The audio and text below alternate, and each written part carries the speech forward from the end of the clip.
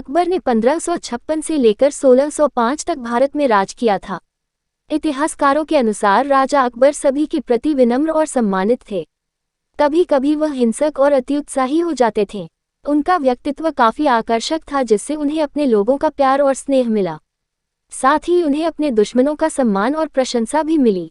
बीरबल का जन्म टिकावनपुर के एक गरीब ब्राह्मण परिवार में हुआ था। टिकवानपुर जमुना नदी के तट पर स्थित है। अपनी तेज बुद्धि के कारण वह अकबर के दरबार में एक मंत्री या वजीर के पद पर कार्यरत थे। यह उस समय की बात है जब बादशाह अकबर की बीरबल से पहली बार मुलाकात हुई थी। तब के समय बीरबल का नाम महेश दास था। एक दिन बादशाह अकबर अपने राज्य के दौरे पर निकले तो उन्होंने अपने राज्य में एक व्यक्ति की चतुराई को देखकर अत्यधिक प्रसन्न हुए। उन्होंने अपने दरबार में उस व्यक्ति को आने के लिए कहा। साथ ही बादशाह ने अपनी एक अंगूठी दी। वो व्यक्ति कोई और नहीं महेश दास था। एक दिन महेश दास ने बादशाह अकबर से मिलने का विचार बनाया। बादशाह ने मुझे इनाम देने के लिए बुलाया भी था।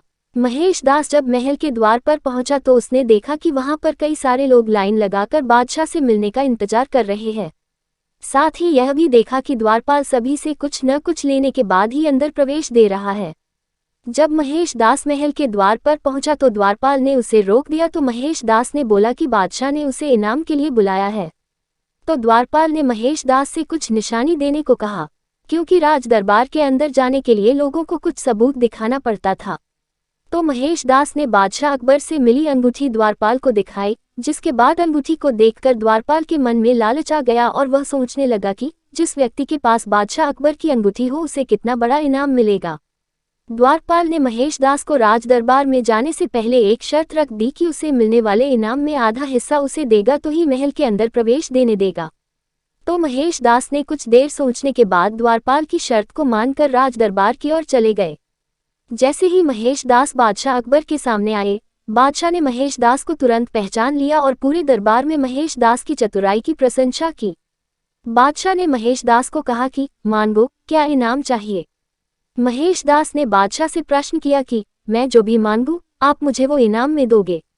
बादशाह अकबर ने जवाब दिया कि तुझे जो भी इनाम में चाहिए वो तुम बिना डरे मांग सकते हो, तुम्हें वो जरूर दिया जाएगा। फिर महेश दास ने बड़ी अजीब मांग रखी कि मुझे इनाम में मेरी पीठ पर 100 कोड़े से मारे जाए। महेश दास की इस अजीब मांग को सुनकर बादशाह अकबर और राज दरबार के सभी लोग आश्चर्य से महेश दास की ओर देखने लग जाते हैं। बादशाह अकबर ने महेश दास से पूछा कि तुम ऐसा इनाम क्यों मांग रहे हो जिससे तुम्हें ही कष्ट हो। तब महेश दास ने द्वारपाल से हुई सारी बातचीत बादशाह को विस्तारपूर्वक बताए और इनाम का आधा हिस्सा द्वारपाल को देने के लिए कहा।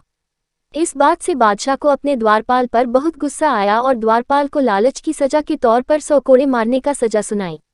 बादशाह अकबर महेश दास की चतुराई को देखकर महेश दास को अपने राज दरबार के लिए मुख्य सलाहकार के रूप नियुक्त करके बादशाह ने महेश दास के नाम को परिवर्तित करके बीरबल रख दिया।